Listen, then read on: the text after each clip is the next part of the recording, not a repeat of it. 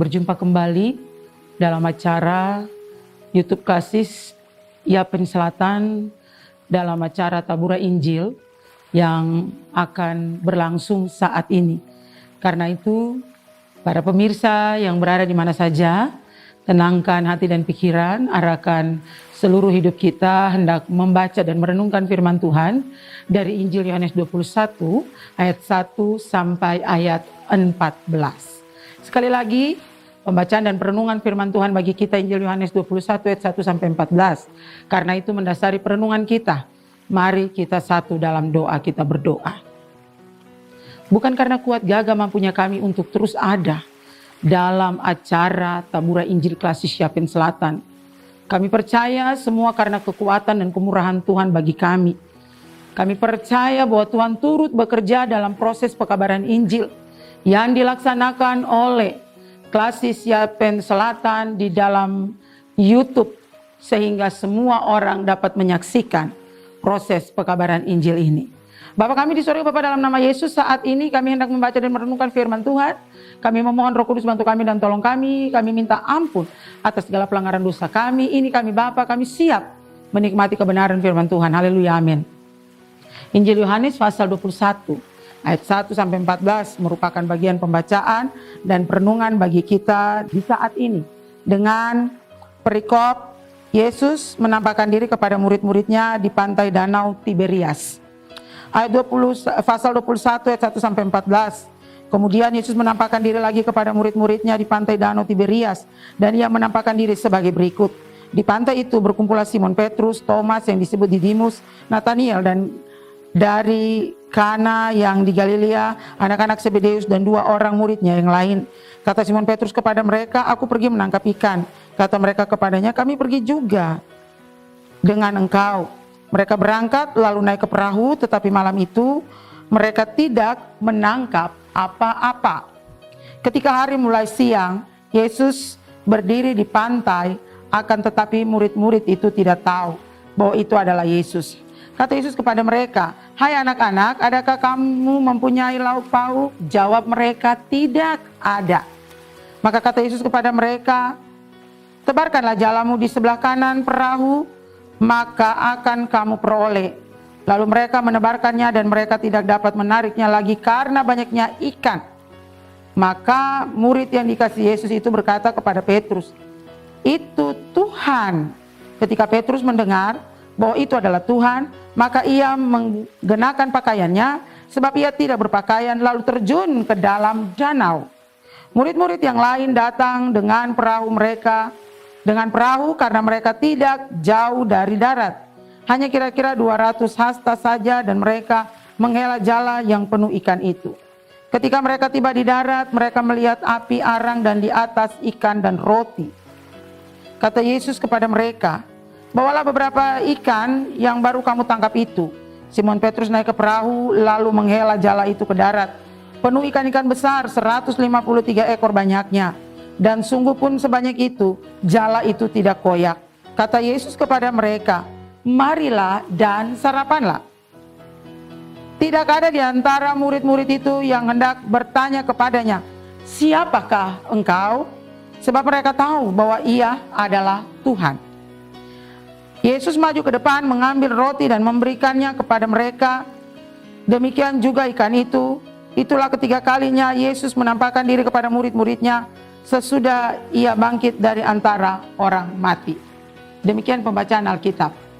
Yang dikatakan berbahagia adalah kita semua yang membaca, mendengar, menyimpan, memelihara, dan melakukan firman Tuhan dalam hidup kita hari lepas hari.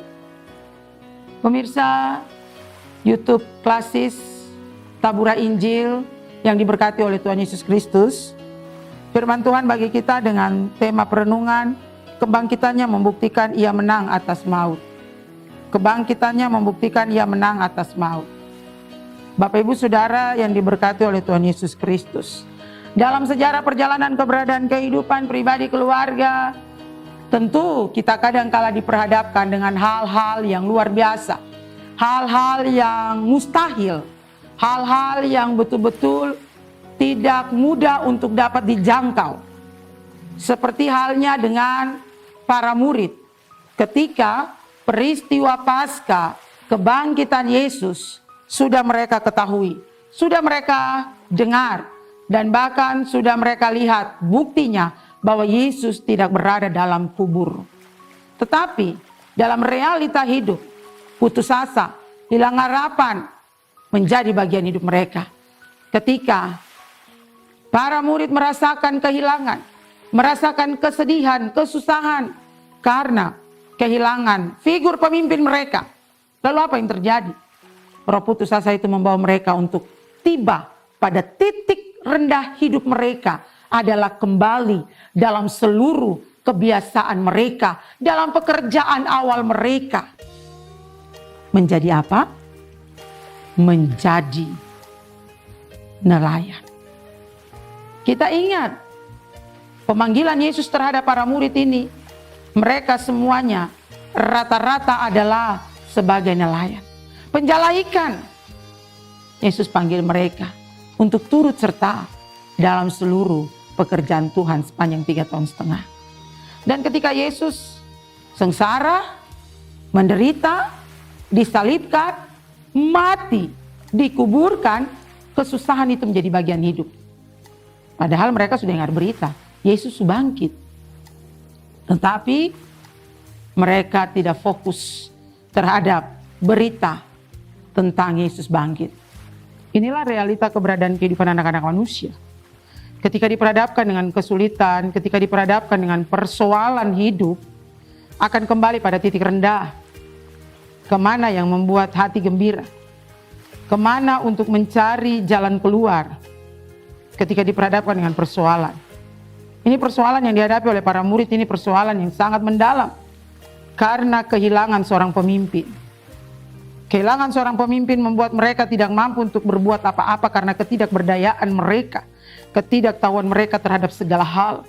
Ketakutan mereka terhadap segala penguasa pada waktu itu. Membuat para murid harus kembali dalam kondisi pertama mereka, yaitu sebagai nelayan. Mereka berpikir kalau pergi sebagai seorang nelayan, ada hiburan di sana. Ada sukacita karena mampu untuk menangkap ikan-ikan. Mereka berpikir bahwa mereka punya kemampuan, skill. Mereka berpikir bahwa mereka punya sesuatu. Karena latar belakang mereka adalah sebagai nelayan. Dan mereka bergerak, berjalan untuk mencari ikan. Satu malam antero mencari ikan. Apa yang terjadi? Menjelang subuh tidak ada apa-apa. Tidak ada satu ekor pun yang mereka dapat. Terakhir mereka rasa kesal karena mereka tidak mendapatkan apa-apa. Menarik di sini bahwa ada suara datang dan bilang pada mereka. Suara itu bilang dan sampaikan kepada mereka, "Hai anak-anak, adakah kamu mempunyai lauk pauk? Adakah kamu mempunyai lauk pauk?" Itu suara siapa? Suara Yesus. Jawab mereka, "Tidak ada." Kata Yesus kepada mereka, "Tebarkanlah jalamu di sebelah kanan perahu, maka akan kamu peroleh." Lalu mereka menebarkannya dan mereka tidak dapat menariknya lagi karena banyaknya ikan. Dalam putus asa, dalam hilang harapan, ternyata mereka punya roh dengar-dengaran masih ada. Untuk mendengar suara itu. Secara logika manusia, siapa yang ada berdiri di sana untuk perintah-perintah? Tebar jala sudah di sebelah kanan perahu. Kalau secara manusia, untuk apa dengar suara itu? Dalam kelemahan, dalam ketidakberdayaan, dalam ketidaksanggupan. Ternyata bahwa suara itu membawa mereka untuk bisa mendengar dengan baik. Dan mereka mendengar, tidak saja mendengar, tetapi apa yang diperintahkan mereka laksanakan. Tebar jala. Mujizat terjadi karena akibat dari dengar-dengaran. Mujizat terjadi apa? Ikan banyak apa di perahu? Kalau secara logika manusia, ikan sampai sebanyak itu di jala, pasti jala akan koyak, jala akan rusak, jala akan robek, dan ikan-ikan itu akan pergi lagi. Tetapi dalam peristiwa Paskah itu, dalam peristiwa kebangkitan Yesus, mujizat terjadi karena itu di luar batas kemampuan hidup manusia. Jala yang kecil itu dipenuhi dengan ikan-ikan besar sebanyak 153 ekor, banyaknya. Tarik sampai sutra mampu. Terlalu banyak.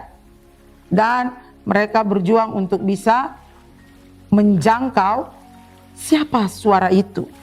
Ternyata ada suara bilang, itu Tuhan. Maka murid yang dikasih Yesus itu berkata kepada Petrus, itu Tuhan. Ketika Petrus mendengar bahwa itu adalah Tuhan, maka ia mengenakan pakaiannya sebab ia tidak berpakaian, lalu terjun ke dalam danau. Mereka rasa hormat. Sama dengan kita ya, kalau kita mau ketemu orang datang ke rumah lalu telanjang dada, itu rasa sesuatu hal, rasa tidak sopan, tidak etis. Harus segera pakai baju supaya bisa bicara dengan tamu itu.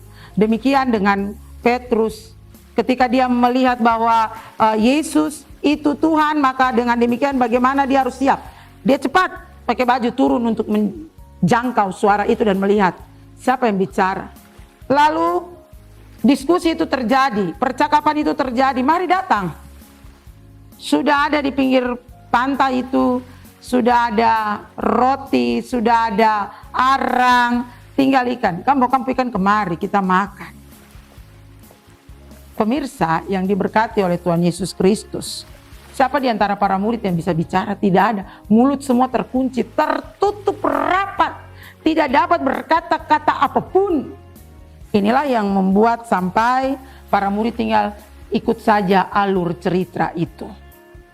Dan pada akhirnya mereka mengerti bahwa itu Yesus, guru mereka, Tuhan dan Juru Selamat yang sudah bangkit.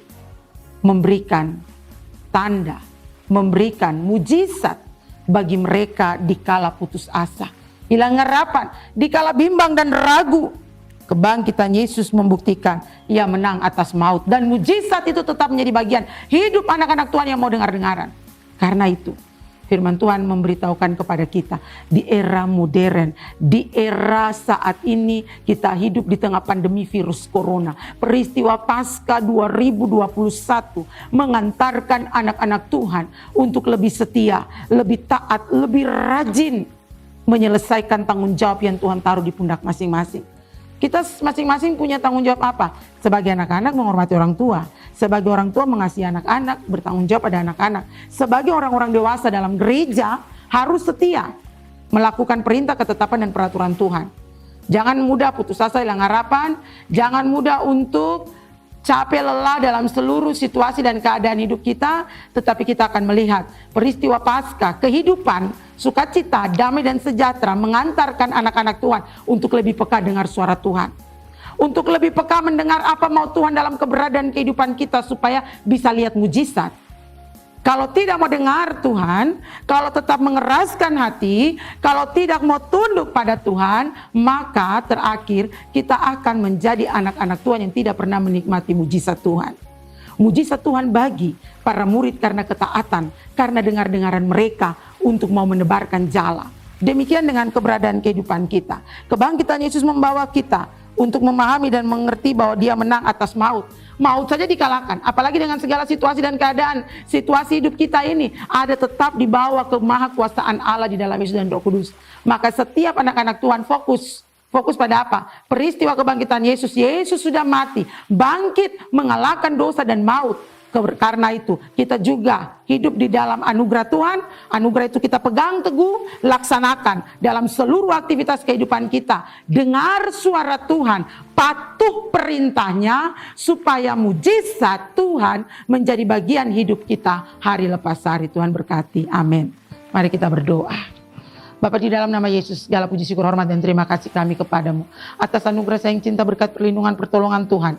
Kami boleh menikmati firman Tuhan. Roh Kudus bantu kami dan tolong kami supaya kami mau menjadi seperti para murid, untuk mau setia mendengar suara Tuhan, mengikuti perintah Tuhan, dan terakhir kami dapat mujizat seperti para murid, mendapatkan ikan yang begitu banyak. Terima kasih Tuhan Yesus, topang dan tolong kami serta dan lindungi kami. Berkati semua kami, para pemirsa Tabura Injil yang ada di mana saja berada yang dalam keadaan sakit. Yesus pulihkan, darah-Mu yang suci dan kudus. Peristiwa Paskah ini menjadi jaminan kekal bahwa kemahakuasaan Allah terjadi sampai hari ini. Yesus berkuasa mengalahkan segala penderitaan sakit penyakit kami. Kami percaya bahwa Tuhan sedang memulihkan semua yang sedang sakit. Semua yang punya pergumulan-pergumulan, apapun pergumulan itu. Pergumulan terhadap segala situasi dan keadaan pribadi, keluarga, rumah tangga kami, bangsa dan negara kami bawa, kami taruh, kami serahkan dalam tangan Tuhan. Terima kasih Tuhan Yesus. Peristiwa pemboman yang terjadi di bangsa ini, bangsa kami Indonesia ini, kami serahkan dalam tangan Tuhan. Ajar kami untuk mau mengampuni, sebab Yesus lebih dulu mengampuni kami. Topang dan tolong kami sekalian. Bapa, di dalam nama Yesus, mengajar dan menegur seluruh mereka yang dengan sengaja melakukan bom bunuh diri ini. Biarlah semua anak-anak Indonesia ini menjadi anak-anak yang takut Tuhan, menghormati Tuhan, menghargai sesama di dalam semua tugas dan tanggung jawab. Terima kasih Tuhan Yesus. Kami berdoa untuk mereka yang mengalami banjir bandang. Berkati mereka, biarlah mereka yang mengalami banjir bandang di Timor, tetapi juga di bagian Indonesia yang lainnya, Tuhan memberkati. Biarlah mereka yang kehilangan orang-orang kekasih hati mereka dihiburkan, dikuatkan. Mereka yang mereka dimampukan oleh kekuatan Roh Kudus untuk menjalani hari-hari hidup mereka. Topang dan tolong pemerintah untuk mencari para jasad-jasad yang belum ditemukan. Biarlah semua dapat ditemukan lalu dikebumikan dengan benar, dengan baik. Terima kasih Tuhan Allah di dalam Yesus dan Roh Kudus. Kami berdoa untuk seluruh pekerjaan di aras gereja Kristen Injili di tanah Papua. Dari sinodal sampai di jemaat-jemaat, Tuhan memberkati, menopang, menolong. Pada bagian ini Klasis Yapen Selatan, dalam seluruh perjuangan proses pekabaran Injil yang dari waktu ke waktu terus ada di dalam YouTube Klasis ini, Tuhan berkati. Mereka yang terlibat langsung untuk mengatur proses pekabaran Injil ini, Tuhan menopang, menolong, menuntun, menyertai, melindungi. Memberkati semua kami dalam semua tugas dan tanggung jawab. Akhirnya Tuhan, kami minta ampun kalau didapati dalam perjalanan sejarah pekabaran Injil di YouTube Klasis Yapen Selatan ini, dalam tabura Injil, ada hal-hal yang kami buat menduka citakan hati Tuhan. Kami minta ampun dalam nama Yesus. Dan biarlah berkat, kasih karunia dan damai sejahtera Allah dalam Yesus dan Roh Kudus menyertai, melindungi, memberkati setiap anak-anak Tuhan saat ini terus kekal sampai selama-lamanya. Haleluya, amin. Demikian tabura Injil di hari ini. Terus tonton, saksikan tabura Injil setiap harinya di YouTube Klasis Yapen Selatan. Tuhan memberkati.